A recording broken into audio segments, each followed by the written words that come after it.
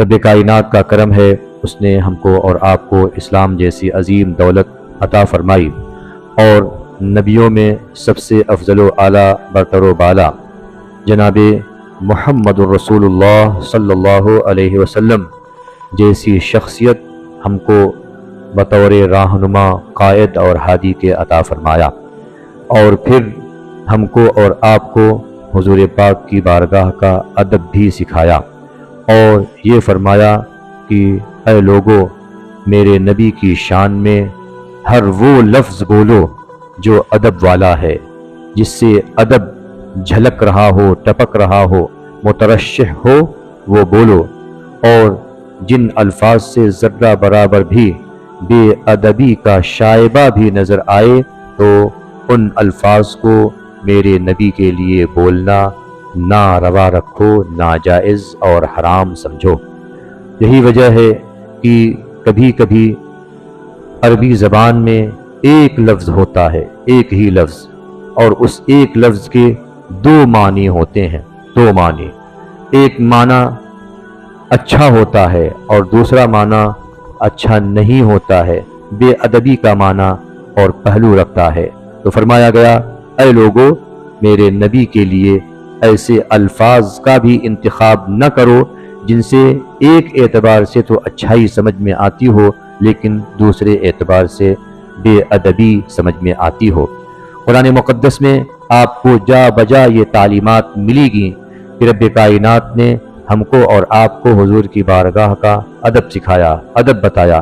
ایک مقام پر تو یوں فرمایا گیا یا ایھا الذین آمنوا لا تقولوا راعنا وقولوا انظرنا، اے مومنو، نبی کو جب پکارنا ہو، مخاطب کرنا ہو تو راعنا راعنا نہ کہو بلکہ انظرنا انظرنا کہو۔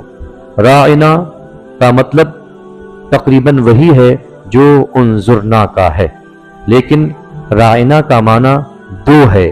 ایک راعنا کا مطلب حضور ہماری طرف توجہ دیں، حضور ہماری طرف دیکھیں، اور اسی راعنا کا ایک مطلب گالی والا ہے، اے میرے چرواہے، اے میرے بکریوں کے چرانے والے، اے میرے چرواہے۔ ظاہر ہے عام حالات میں اگر کوئی کسی کو کہے تو میرا چرواہا ہے، تو میرا بکریوں کا چرانے والا خادم ہے، تو اس سے اس کے لیے ہتک شان سمجھ میں آتی ہے، اور یہ ادب سے گرا ہوا جملہ تھا۔ اس وجہ سے فرمایا گیا یہ لفظ ہی مت بولو جس میں دونوں معنی کا احتمال ہو کہ ہماری طرف دھیان دیجئے اور اے ہمارے چرواہے۔ فرمایا گیا نہیں، ایسا لفظ نہیں بولنا ہے، بلکہ اگر کہنا ہے تو اسی معنی کی ادائیگی کرنے کا ایک دوسرا لفظ ہے جو انظرنا ہے۔ انظرنا کا معنی بھی تقریباً ایک اعتبار سے وہی ہے جو رائنا کا ہے۔ کافر، منافق جب اس لفظ کو بولا کرتے تھے تو بول کر کے دل میں ہنسا کرتے تھے کہ ہم نے نبی پاک کو معاذ اللہ رب العالمین اپنے گمان میں اپنا چرواہا کہہ دیا یا ہم نے بے ادبی کر دی۔ رب کائنات کو یہ پسند نہیں ہوا کہ اس کے محبوب کی بارگاہ میں ذرہ برابر بھی بے ادبی ہو۔ ارشاد فرمایا گیا یہ وہ لفظ جن سے بے ادبی کا شائبہ بھی ہو تو پھر ان الفاظ کا استعمال رسول پاک کی بارگاہ میں روا اور جائز نہیں ہونا چاہیے۔ اس وجہ سے فرمایا گیا یہ لفظ ہی مت بولو، کہنا ہے تو کہو انظرنا، حضور ہماری طرف توجہ دیں، حضور ہماری طرف دھیان دیں، حضور ہمارے اوپر کرم فرمائے، حضور ذرا اس طرف نگاہ رحمت پھیریں۔ اللہ اکبر۔ یہ وہ مقام ہے جہاں پر حضرت جبریل امین بھی آتے ہیں تو پھر اپنے پروں کو سمیٹے ہوئے کہیں پروں کے پھڑپھڑاہٹ کی آواز سے بے ادبی نہ ہو جائے، اس وجہ سے اپنے پروں کو سمیٹ کر آ رہے ہیں، اور معراج کی رات میں جب آ رہے ہیں حضور سوئے ہوئے ہیں، جگا نہیں رہے ہیں ایسے ہی جگ جائیے، بلکہ ادب کا جو تقاضا تھا وہ ملحوظ خاطر رکھتے ہوئے حضور پاک کی بارگاہ میں حاضری دے رہے ہیں۔ اللہ اکبر، اللہ اکبر۔ قرآن مقدس کے ہر جملے سے، ہر کلمے سے ہم کو یہ درس ملتا ہے کہ ادب ہی سے انسان انسان ہے، ادب ہی سے انسان انسان ہے، ادب جو نہیں تو وہ حیوان ہے، ادب جو نہیں تو وہ حیوان ہے۔ یہاں تو وہ مقام ہے حضور پاک کا کہ اگر کوئی جانور بھی آ رہا ہے حضور پاک کی بارگاہ میں تو جانور کو بھی پتا ہے کہ یہ رسول پاک کی بارگاہ ہے، لہٰذا وہ بھی जानवर भी हुजूर की बारगाह में अदब का ख्याल रखते हुए इस अंदाज में हाजिर हो रहे हैं कि कहीं हुजूर की शान में बेअदबी न हो जाए, हुजूर की शान में बेअदबी न हो जाए। जानवर भी हुजूर की बारगाह में मुअद्दब होकर आ रहे हैं। आपने सुना होगा, एक ऊंट बावला हो गया, पगला हो गया, लोग उसको देखते ही भाग रहे हैं, दूर भाग रहे हैं, कहीं ऐसा न हो वो काट ले, कहीं ऐसा न वो तकलीफ पहुंचा दे। अल्लाह अकबर। वो ऊंट भागते भागते हुजूर पाक की बारगाह तक आ पहुंचा। अल्लाह अकबर। सहाबे किराम ने सोचा जल्दी से इस ऊंट को भगाएं, कहीं ऐसा ना हो ये हुजूर को तकलीफ दे दे। अल्लाह अकबर। मेरे और आपके आका ने इरशाद फरमाया, दा हो जाती, आने दो, इसको आने दो। मेरे और आपके आका को ये पता है कि इसकी जरूरत क्या है, इसकी परेशानी क्या है और परेशानी का हल क्या है। परेशानी का हल क्या है? लोग समझ रहे थे ऊंट पागल हो गया है, लेकिन जब वो ऊंट भागता हुआ, दौड़ता हुआ हुजूर पाक की बारगाह में हाजिर हुआ तो हदीस पाक के अल्फाज गवाह हैं कि वो ऊंट हुजूर पाक को तकलीफ नहीं दिया, बल्कि हुजूर पाक के कदमों में अपना सर रख दिया।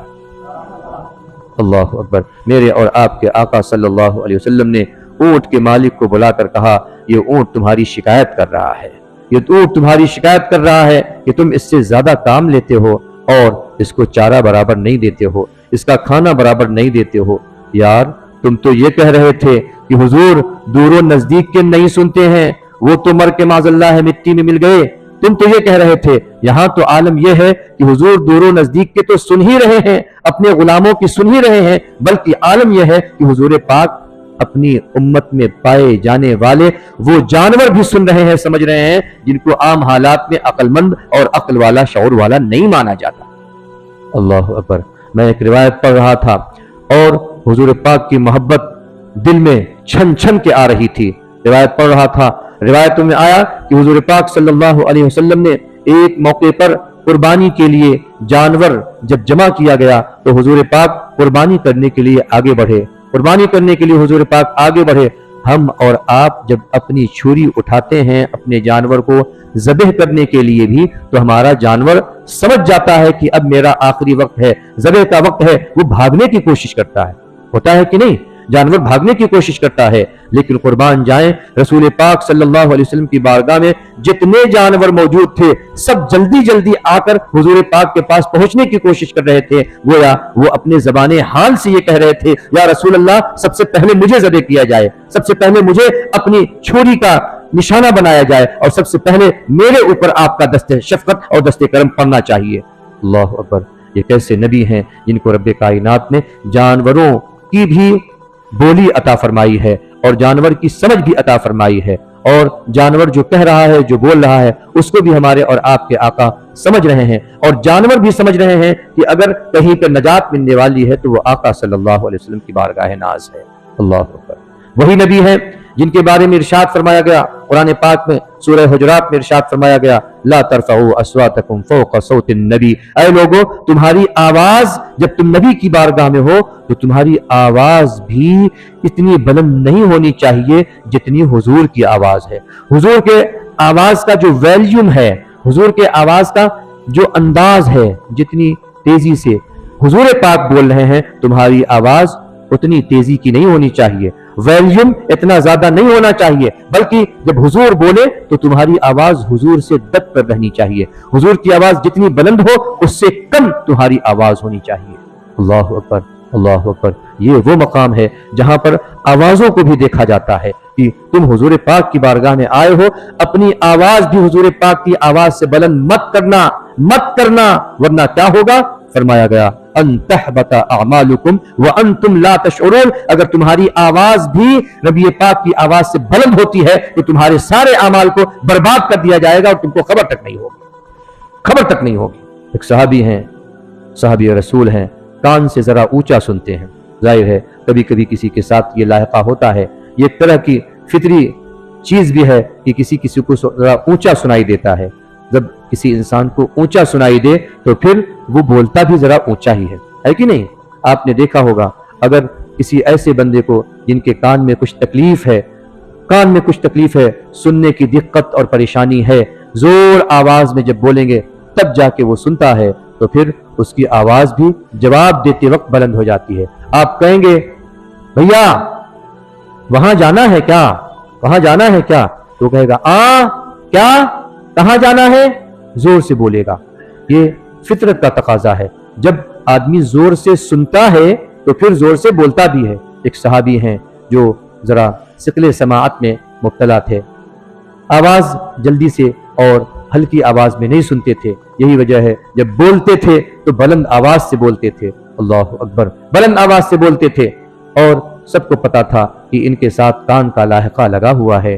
अल्लाह अकबर। कुरान पाक की आयत नाजिल हुई, ला तरफऊ अस्वातकुम फौका सौतिन नबी, नबी की आवाज पर तुम्हारी आवाज बुलंद नहीं होनी चाहिए। Don't raise your voice over the voice of Rasulullah sallallahu alaihi wasallam, otherwise your all good deed will be wasted, nothing will be happen, your all good deed will ruined, तुम्हारा सारा नेक अमल जाया होगा and you don't know even, तुम्हें पता भी नहीं होगा।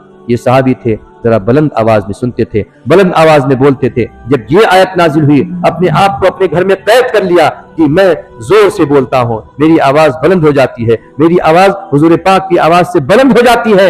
इस वजह से उन्होंने अपने आप में ये महसूस किया कि मुझसे ये गुनाह हो जाता है। अल्लाह अकबर। मेरे और आपके आका ने उन्हें बुलाया। उन्हें बुलाने के बाद आपने इरशाद फरमाया, ऐ मेरे सहाबी, ये तुम्हारे लिए नहीं है, ये तो उन लोगों के लिए है जो जानबूझकर अपनी आवाज बुलंद करते हैं। तुम्हारे साथ तो फितरी तौर पर एक लाहिका लगा हुआ है, एक तरह की ये बीमारी है। इस बुनियाद पर तुम्हें इस सिलसिले में गोशमाली नहीं की जा सकती। आप अंदाजा लगाएं, सहाबे किराम अगर फितरी तौर पर भी किसी चीज को सुनने से कासिर थे या कम आवाज में सुनते थे और उनको महसूस हो गया कि हुजूर पाक की आवाज से मेरी आवाज बुलंद हो जा रही है, तो फिर उस पर वो अपने आप को नादिम समझते थे, शर्मसार होते थे और वो ये समझते थे कहीं ऐसा ना हो मेरा सारा का सारा अमल बर्बाद हो जाए। ये वो मकाम है जहां पर आवाज को बुलंद करने में भी बहुत एहतियात का तकाजा होता है। आवाज ऐसी बुलंद न की जाए कि फिर आपके अमाल के अतारत होने का अंदेशा हो जाए। अल्लाह अकबर।